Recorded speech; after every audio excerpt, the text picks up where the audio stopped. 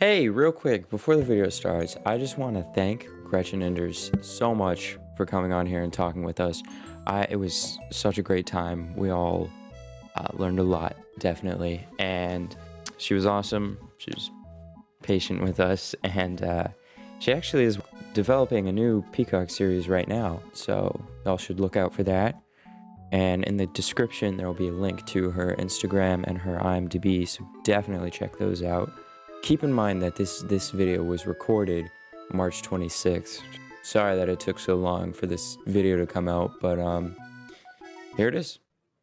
All right, you ready? I'm ready. First of all, thank you so much. Like, no one has asked me to talk about the show. No, so I was no, like, that's why I'm like, yes, I would love to talk about the show. yeah, I'm Nice. excited. I'm excited. I have a few questions. Some of them branch off of this one question. So, were you on the set of WandaVision ever? Like there with them? I was not. So I met the producer and the showrunner, like the boss, the head writer, Jack Schaefer, in December of 2018. So that's when I interviewed for this job. And then we started the room in January of 2019. Oh, And we wrote for 7 months. And then it was like, bye-bye. And then I went on to another show, and they went down to Atlanta like a little bit, I think in October of 2019. And that's when they started filming down there. So because I was on another show, I couldn't swing down there and check it out. But man, I wanted to. They were sending us like shots from like their shoot and stuff. And yeah. we were all just so jealous. We wanted to be there. Wow. So is that process, because you said like it started in 2018, right? Would you say that's longer or shorter or normal to what you usually do? Well, the pandemic really threw everything for a loop. So it was a lot longer, the process. Because even when they came back, we knew that they were going to do some reshoots and some shooting in LA, and we were all excited because like, oh, okay, we can be on the set in LA. But then the pandemic hit, and they had to postpone everything. By the time it started back up again, they weren't allowing anyone on set who wasn't like necessary to be there. So yeah, it's a little longer process, but this is my first like special effects, vis effects heavy show. So I think just the post production of that takes a lot longer. So I don't know how normal it is for Marvel. I'm sure it's a little bit extended, but yeah. Like for instance, I was on this other show that we were still writing while they were shooting it. So you could just run down to the stage and check stuff out and then run back up to the writers room, that's awesome. which is kind of like the older model. Yeah. Yeah. So this was your first show with Marvel, right? Or movie, or what was your first reaction when you like got the email or whatever that you were going to be writing for them? Well, the first reaction to even just getting the interview, they sent some information like, here's the broad strokes of what WandaVision will be, right? And I had to fill out all of these non-disclosure agreements even to get the email. Like it had to be like the special server I had to go on to download it. Wow. I had my name all over it. If it got out, they would know it was me. It was like the security was crazy. And I write comedy. So like, why do they want to meet with me? I don't have any idea why I'm part of the show. And then when I started reading the coverage on it, it's like, oh, they want to explore old TV shows and this like sitcom format. So that's kind of why I'm there. So I get it. So I go in and I meet with the producer first, and she's at the Marvel offices in Burbank, and her office, guys, it was so cool. It was like wall to wall, just comic panels. It wasn't even just like pages. It was like panels that she had plastered her office with. That is it was sick. really cool. That's really cool. Way cooler than your room dominant. Distracting. Like talking to her, because I kept just wanting to like, what is this? Like, who is this character? Like, what's going on here? And then she, we just got along really well. And then she wanted me to meet the showrunner, and the showrunner is just this brilliant woman. I don't know if you've heard any interviews with her. Like, not only is she a genius, but she's also just a really wonderful human being. And we got along. And then when I got the call, it was, I don't know, you guys might have this too in a version of your life where you try not to get your hopes up, because when you Right. do, it just hurts all the more. So I'm just like, Yeah. I did my best with those interviews and I'll just let it go. I'm not going to take it personally. And then, yeah, when I got the call, I was really excited. I even had to cancel a trip. I was going to meet my mom in Europe and I had to cancel that trip. And can't imagine. I mean, you must have been nervous too, right?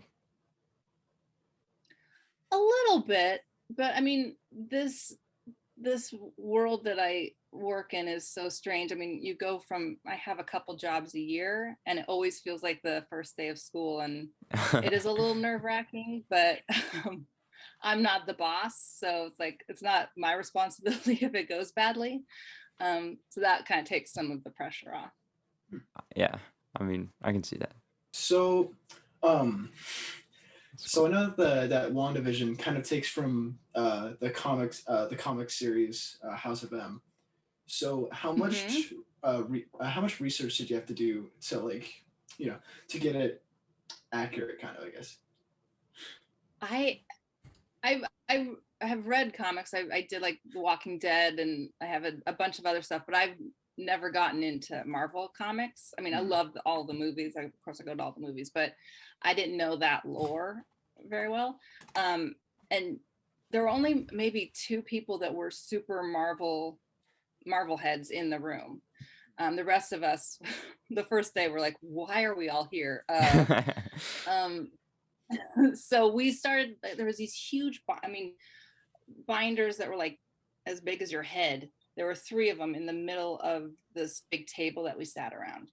And it was all these collected comics, from the old ones where Wanda and Vision lived together in New Jersey, to like House of M, the Scarlet Witch, and the Vision comics. So when we had time off, people were just kind of pouring through those, and then we would share them. I would take them home and read. But it was really just, we wanted to tell our story first, and it was amazing how it really did dovetail with some of the comics and some of the inspiration there.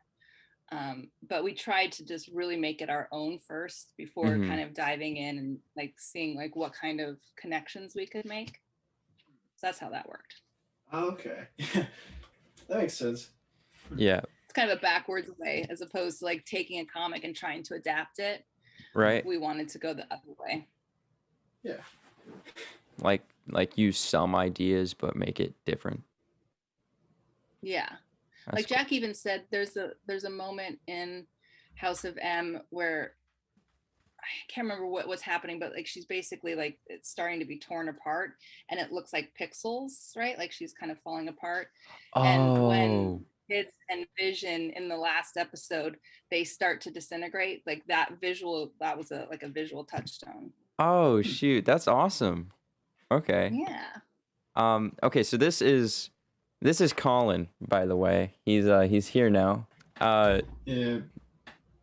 There we go. Hey, okay. Hi. So Colin, you got any questions? Paul, we told all the secrets. They're gonna have to tell you all about them later. You missed everything. Yeah. She completely Yeah. told us what's gonna happen in the next series too. Yeah. And what Wanda's Really? gonna do next. Yeah. But now you'll never know because you were late. So. Oh, you never? It wasn't my fault. My bus All got right. here. Do you have anything you wanna ask? No, I was kind of here to listen. Oh, okay. Actually, I do have a question. Yeah. Like the ads, right? Well, of course you know the ads, but the ads, are they like symbolizing anything, or are they just like having funny ads? Like the ads with stuff, because I remember there was one about like depression, and that was the one that Wanda. That was the episode that Wanda expanded the hex, and she was having. Yeah, we call that the hex flex. Yeah. Is that a cat? I love cats. So when we started talking about how we were going to write this show, right, I mean, of course it was about sitcoms, so we started talking about like what are the sitcom tropes, which is, I don't know if you guys talked about tropes in English class or anything, but like these things that just occur again and again, like that, you know, with certain sitcoms it's almost like a formula. So like what can we do, what can we play with? Like we talked about in the 80s episode with the credits rolling and them talking underneath the credits, right? And she's trying to end the show before they have the fight, but Vision won't let her. So like stuff like that, like let's play with the structure of a sitcom, where like commercial breaks come in sometimes, and where there are moments where the fight always happens at this point in the episode and then they have to resolve it by the end. So we're starting to play in that. And then of course we came up with commercials and commercial breaks, and because we knew it was going to be on Disney Plus and we wouldn't actually have commercials, like, oh, let's write our own commercials. So the first couple were it was the toaster, and then it was toaster and then the watch, right? So those are the like Hydra out of ones. Yeah, so that's out of Wanda's subconscious. Really, we wanted to tie that to when she and Pietro were stuck with the bomb when they were kids.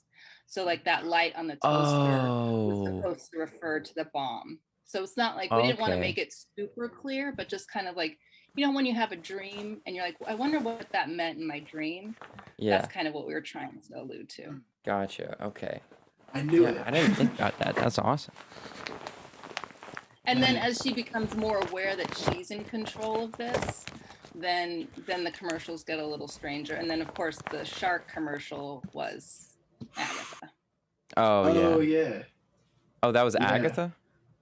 That makes sense now, yeah. Oh, because she drains the Yeah, she's starting to get more control over what's happening and she can kind of worm her way in. Like, that is really cool. I really liked how like the TV tropes, they're really familiar. So whenever they kind of get interrupted, it's kind of like a dissonant feeling where it's just like, oh, that wasn't supposed to happen. Yeah. Definitely, definitely That's exactly offsetting. what we were going for. Yeah. That's great. And it worked. We did our jobs. 100%. Yeah, this show is so much different from every other MCU thing I've seen, and in a good way. I mean, like, it really raised our expectations for the next stuff. When we were breaking the stories, we were like, they're never going to let us do this stuff. Like, we kept thinking that they were going to say, no, we want to make it more traditionally, like a traditional MCU thing. Mm-hmm. And the boss of Marvel, Kevin Feige, was like, no, let's keep going, make it weirder, make it stranger. Like, okay. Oh, that must have been so much fun. Yeah, it was the best job I've ever had. Just everybody in the room was so wonderful and generous and kind and supportive. It was really great.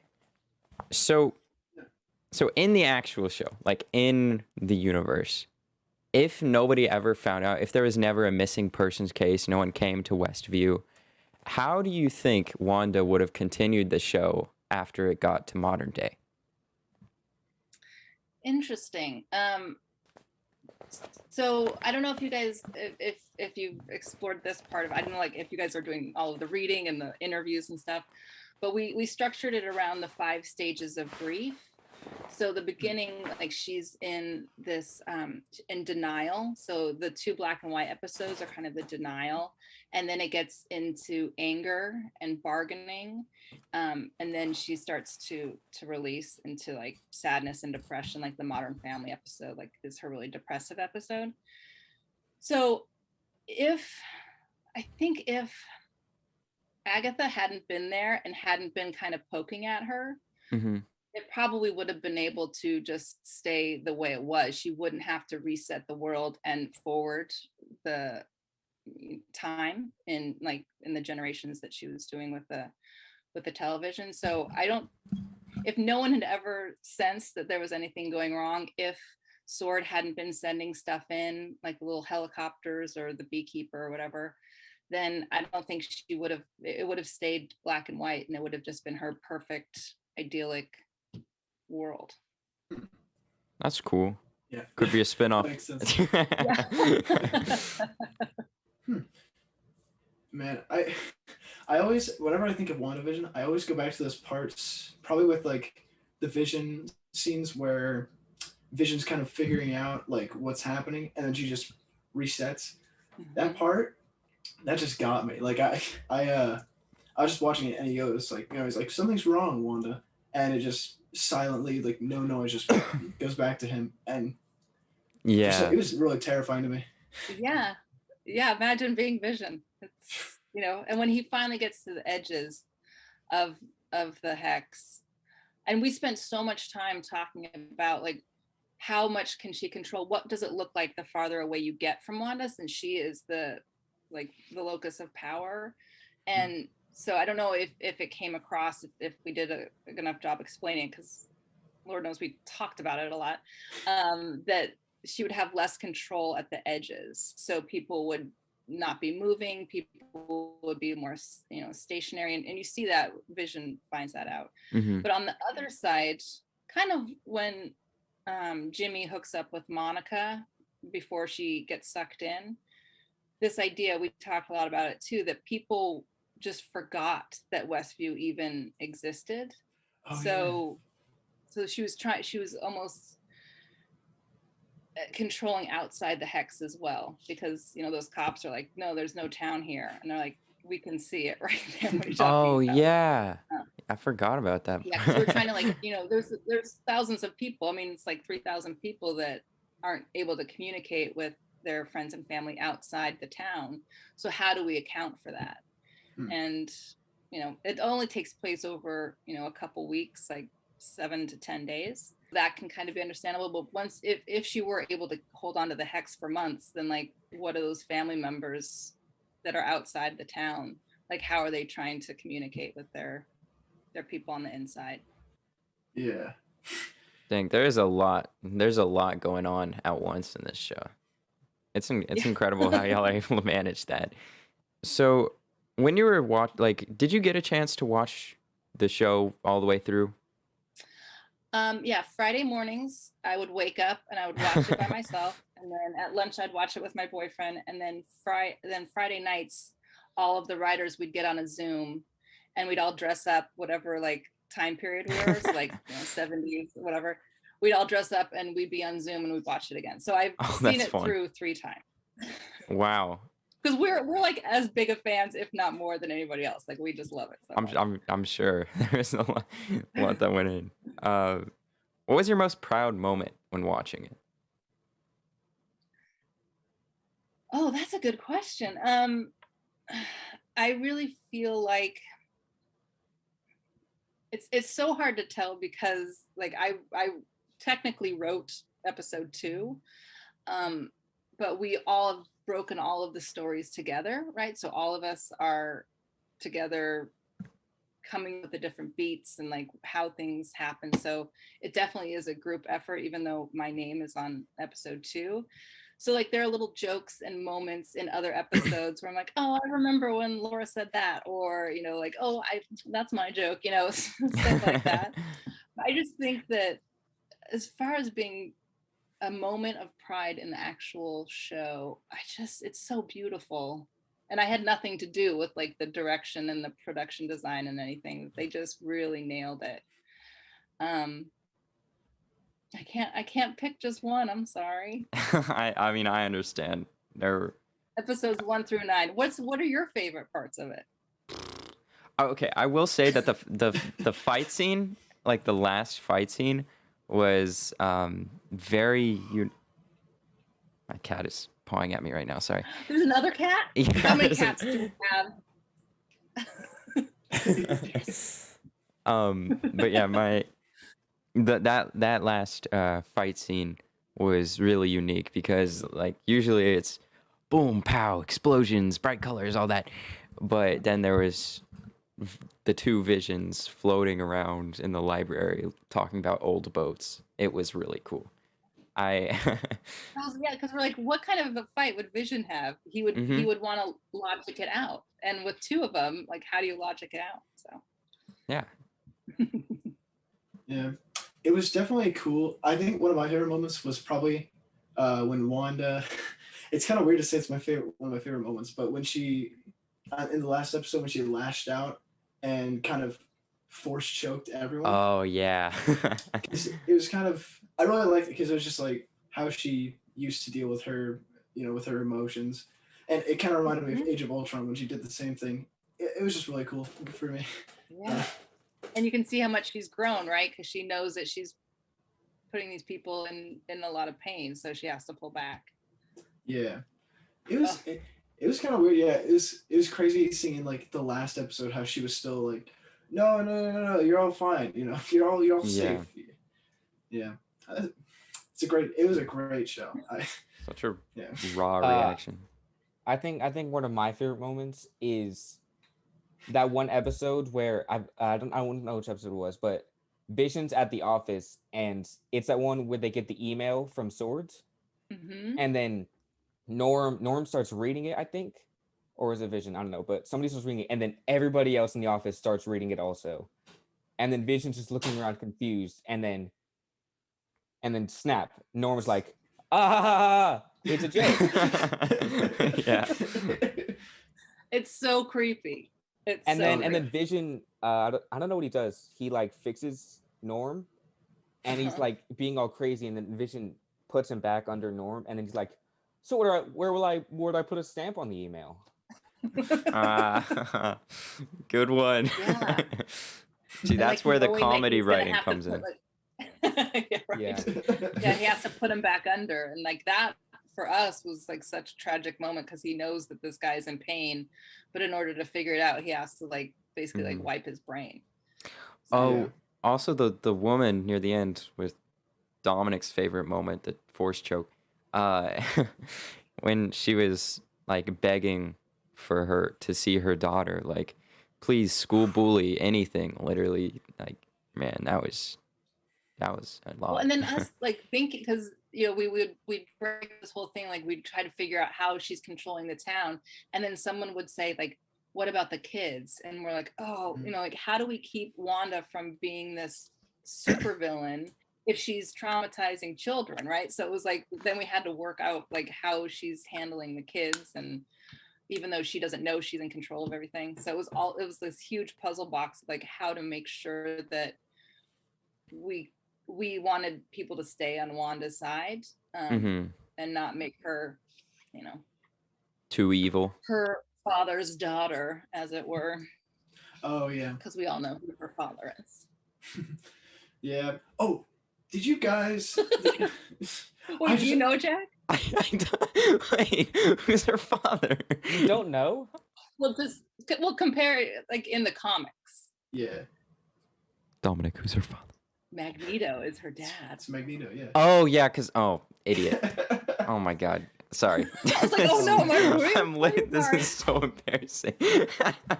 I don't know if he's gonna be her father in the movies, but I don't know.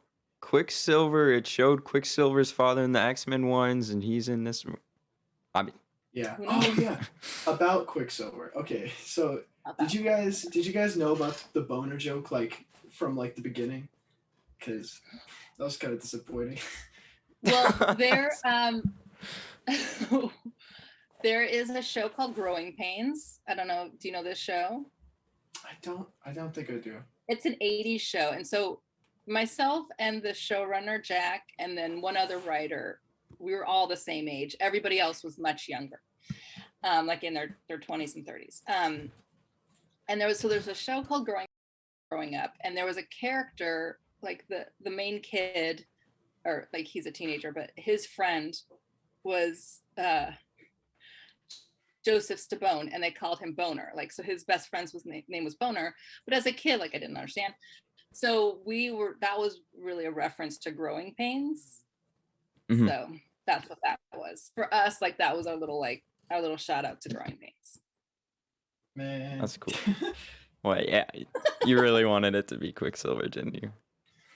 I did too, man. I got the jacket. But it can't be because he's dead. Yeah. But like from another universe or something, time stone. Yeah. Try it. I'm trying. She's going into the multiverse, right? So yeah. Who knows what will happen?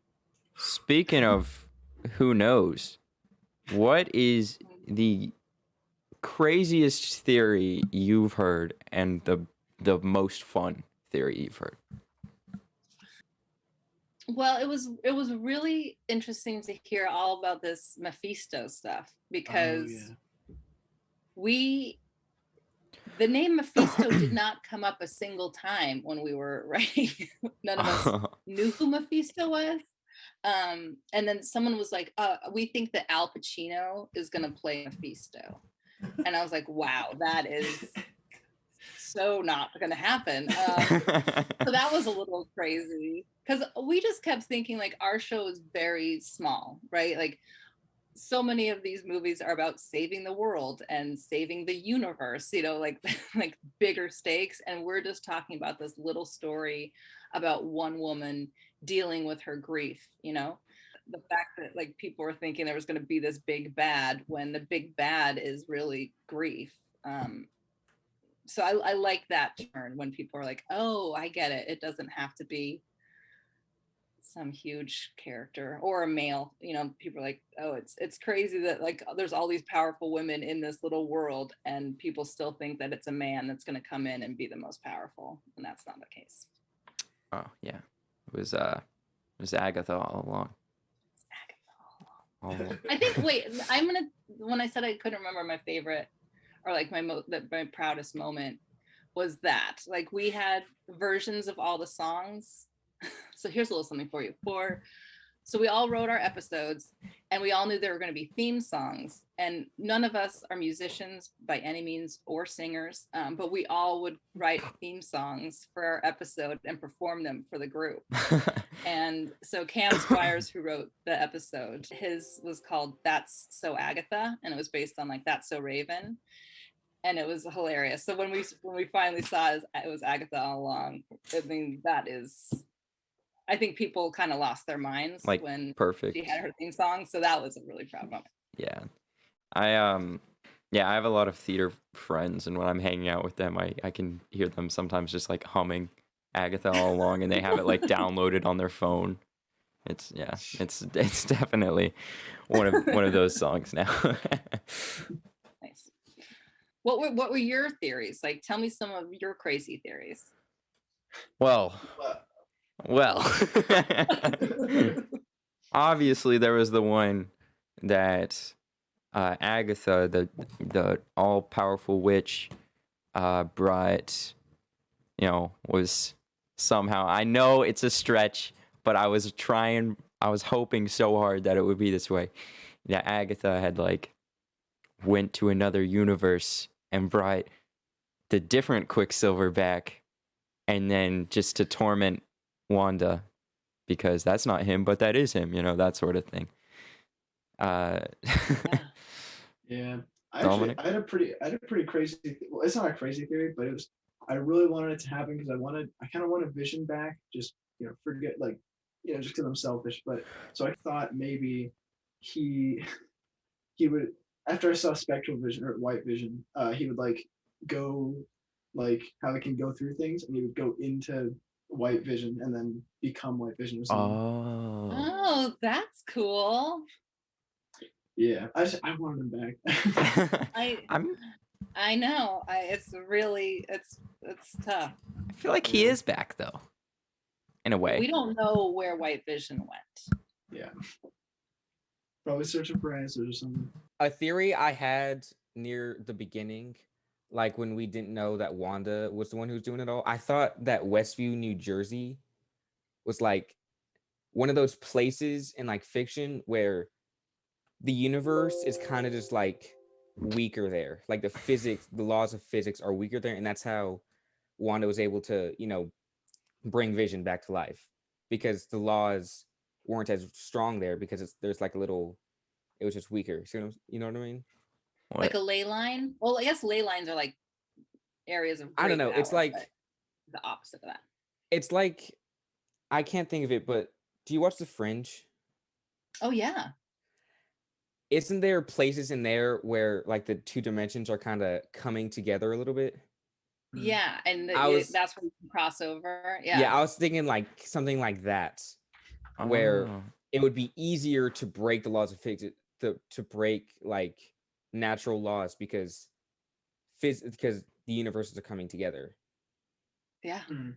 That's a great show idea.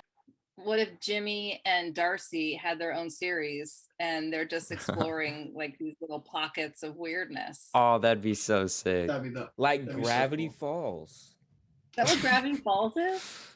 Isn't it? Isn't that place like weird, haven't like a weird seen it. place? Yeah, Mm. yeah, it is. Oh yeah. Because there's Or like like X-Files. stuff. I love Fringe. Mhm. It got so good at the end. Yeah, I just want to see more. I'll pitch Jimmy. it. Oh. More Jimmy. He and Darcy, those two are the most fun to write dialogue for, because there was one guy that could really do Jimmy's voice. So we're like, Peter, read this line, and we're like, yep, that's a Jimmy line, you know. And Darcy's just so dry as a bone. So yeah. they're fun. Mhm. Yeah, I kind of thought I wouldn't like Darcy because I kind of didn't like her in Thor, but that was Thor. She wasn't given a lot to do in Thor, and that's why we like when we were like, who are we gonna build? Who's this team that we're gonna build? And we literally did just have like pictures up on the wall, like who are the different people that we can pull from that aren't like attached to a different show or a different movie. And we picked those two, like that's a fun combo. Like let's play with them for a little bit. Yeah, Darcy was perfect because in Thor, she did like the exact same thing. She went to go research an anomaly. So, I mean, it makes perfect sense that they would grab her to do this one. It was like just perfect, like alchemy. It was like, oh, that's great. They work out perfect. Marvel knows what they're doing, man. Like they just have great side characters and like give them a show. Mm-hmm. Oh yeah. Well, this has been easy because I was scared that you're going to ask me like really questions that I couldn't answer either because I didn't know, which is most of the cases, or that I can't talk about. So where is Wanda now? Where is Wanda? Where is she? It looks like it's in Canada. I don't know. They won't even tell me where they shot that. Leaked Canada? No. She's studying up in Canada. Nice. Yeah. We'll see. I didn't love the first Doctor Strange movie, but I'm a little biased since she will be in the next one. Yeah. Oh man, I do know. You knew that. You knew that. Yeah. I think I had a theory. I don't know. The thing is, all the theories I had before were like wrong because it was just like the show and it was like, no, that's not it. But yeah. I do have a theory that at the very end of the show, when she hears like her kids' voices through like the ether, I kind of had the idea that maybe it was like have you seen Soul, the Pixar movie? No. Oh. I can't. Pixar movies make me cry too hard, and then I'm like asleep for days. Yeah. Yeah. It will make you cry, guaranteed. I've seen it. Oh yeah, it's yeah, it's good. But they have a part in the movie where there's like souls in the great before, which is like when babies come to Earth or something. But I also know that souls go to the quantum realm because like I don't know, because it was like an anime and they showed it. But so she heard her kids' voices at the end, and I thought maybe since maybe she brought souls, since she has like kind of like the powers of the Infinity Stone, she brought souls from like the ether and put them into the kids' bodies. And so maybe she'll be on a quest to find them again. I don't know.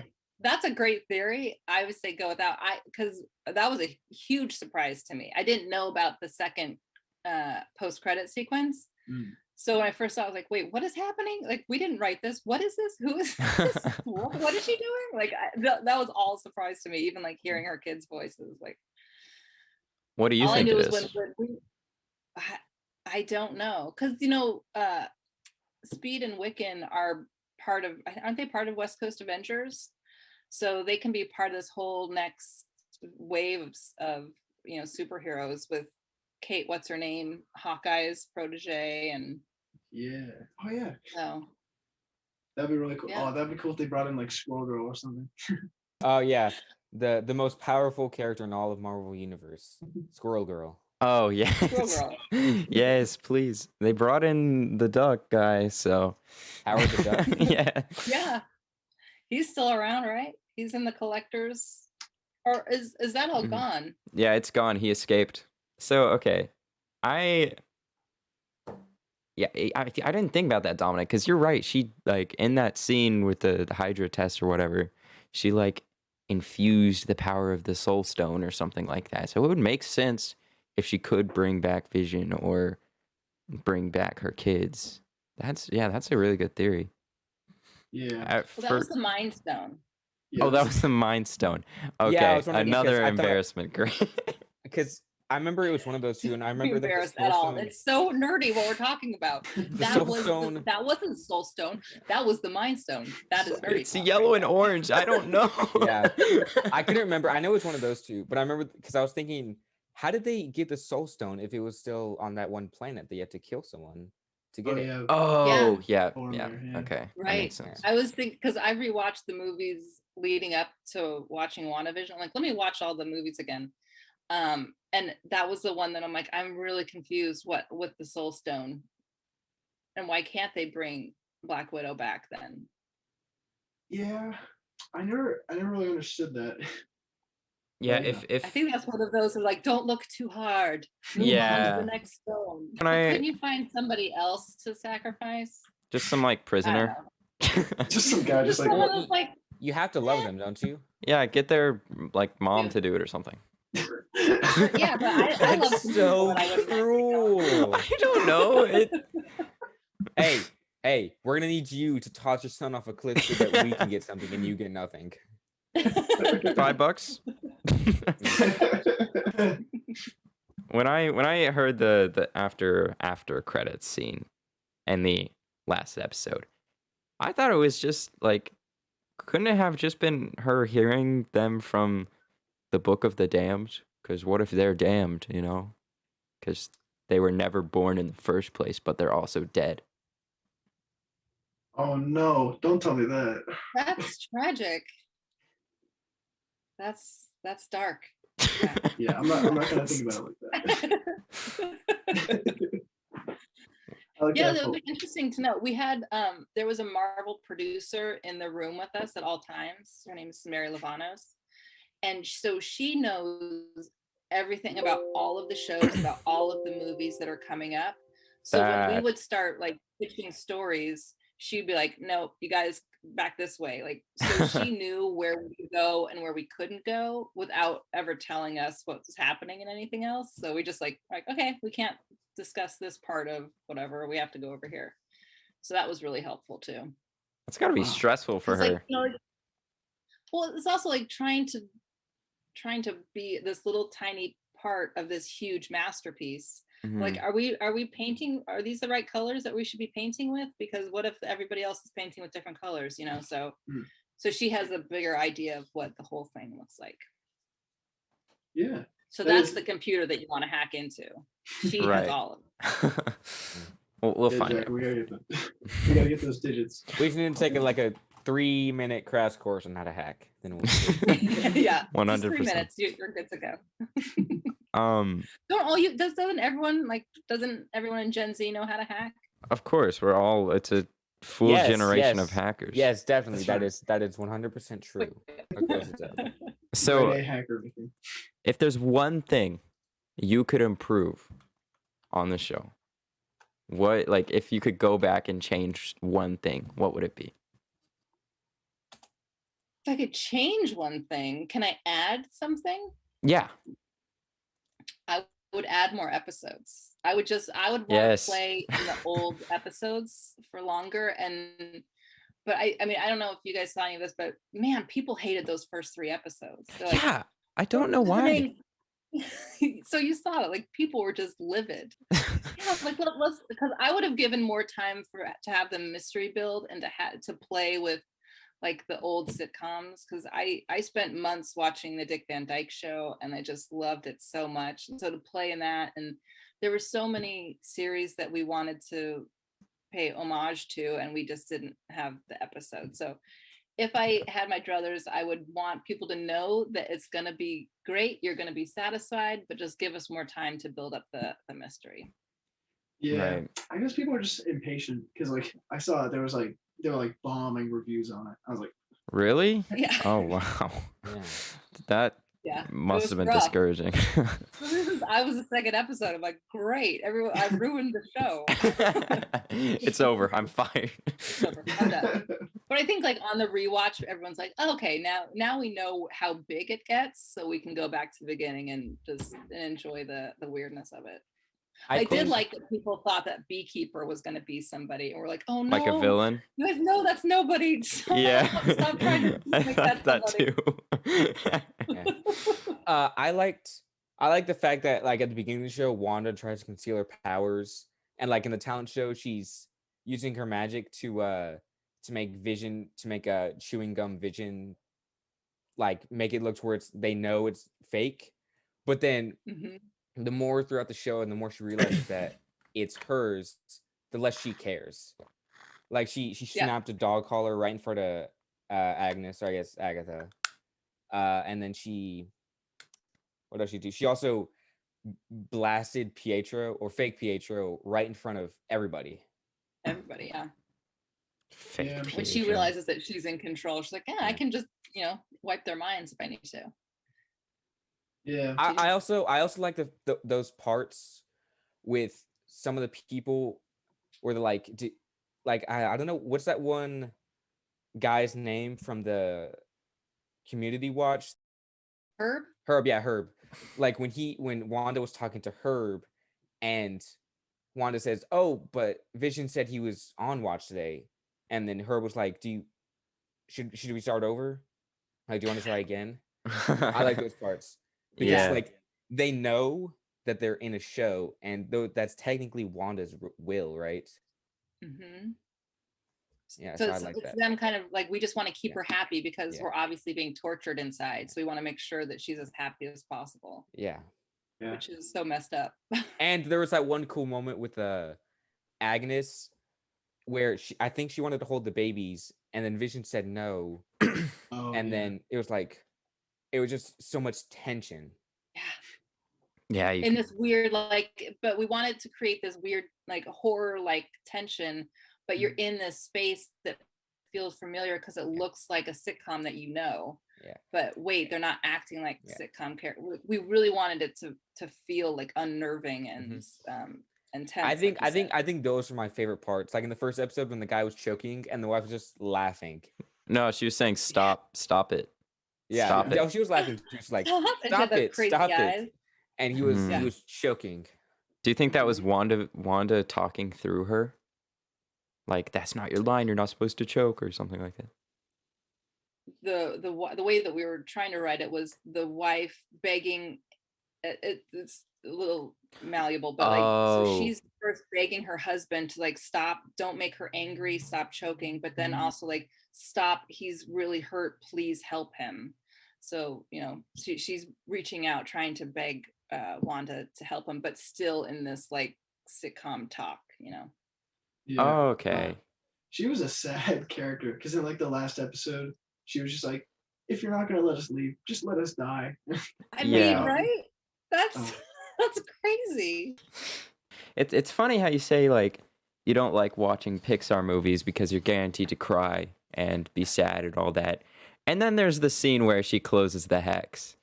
Can I just tell you how like we were all bawling in the room? Like there were so many just crying. We cried every day in the room. It just got normal. Like there were just tissue boxes everywhere because someone was always crying. It was usually me, because I'm a big crier. So it's like, here goes Gretchen again. She's crying. It's like, I'm sorry. I'm just talking about grief all day. It's rough. Man. So when I come home, I don't want to watch a Pixar movie. I want to watch, something dumb and funny. So since you were writing the 5 stages of grief, were you just like going through the 5 stages of grief for 7 months straight? Yeah. And like this, I had this long drive home through this park, and I would just cry on the way home. Man. And have it all done by the time I got home to make dinner and just put on a happy face again, like someone in Wanda's world. Everything's fine. Everything's fine. We now see what Marvel subjects their writers to every day. So sad. Well, and it's, we were in this tiny little room, right? And you had to use your ID to get in, like just to our writer's room. But when we'd have to go out to use the restroom or grab a drink or something, we'd go out and we'd see other people, and we're like, are those like Falcon and Winter Soldier writers, you know? And like, but nobody wanted to say anything because we weren't sure how much we were supposed to know. It's just so awkward. Yeah, it's like, oh, is that a Loki person? I don't know. Is that a Loki writer? But like, we would just say stuff under our breath to see if they would like look up, and so. You Loki? You Loki? Low key, are you Loki? Loki, are you Loki? Yeah, like, where's your writer group? We can't come in there. Come on. So does Marvel just have like one building where like all the writers are just writing everything? Yep. Wow. Just one. It's just the one building. It's on the Disney lot. So you drive into Disney and there's all these Disney people, but then there's the one Marvel building, and we're on the second floor, and it's just locked doors and locked offices. Like, I could only get in through the very front door and then our office door. Like, you didn't have access to anything else. It's like super locked down, like like a crazy, like it's the CIA or something. Yeah. But then they also had like, there was one long hallway wall that was all shelves, and it was like every single Marvel comic from one to like, you know, current. It was crazy. Like, yeah, take, you know, it's like a library. You can take out whatever you want, and it was just overwhelming to think about. Like, Wow. There is. Oh my God, that's like a big wall. Jeez. That is a big wall, Colin. Yes. No, it's a hallway wall, right? Like, it went like the whole length of one side of the building. That is so cool. Oh my gosh. Because there's like a bunch of comics, like main, like Spider-Man or Thor comics. They have a lot of books, and then there's also like spin-offs in the comics. Yeah. They comics don't have to be like movies. They can be, you know, they don't have to be that important. Yeah, and what is it called? Like redconning, like when you change the whatever the Yeah. world. Yeah, if you like change it a little bit. Yeah, there's also that one comic where Deadpool just kills everybody. Oh. Well, and Wanda got rid of mutants, right? She's like, no more mutants. Bye. So that's why there's no mutants in the MCU. But there will be. There will be. Kevin Feige has said that. That's not a secret. He's said, yeah. Oh shoot. Okay. This is so fun. I have to jump off. Wait. What, Yeah. We have one more question?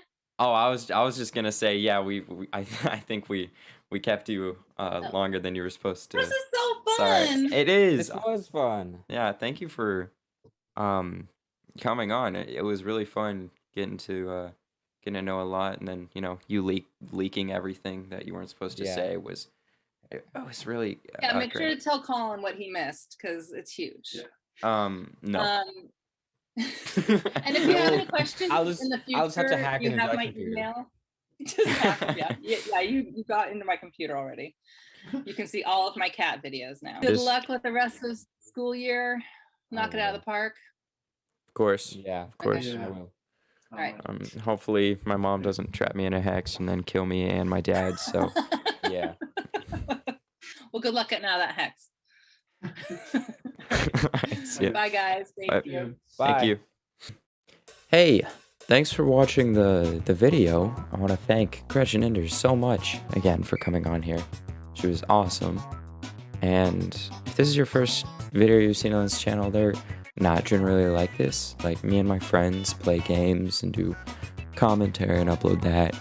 And I'm actually streaming every day, except for Sundays, over on Twitch by the same name. So you should come check it out sometime. Maybe even subscribe to this channel. I'm going to be uploading weekly from now on. So yeah, that's it. Thank you, Gretchen. Peace.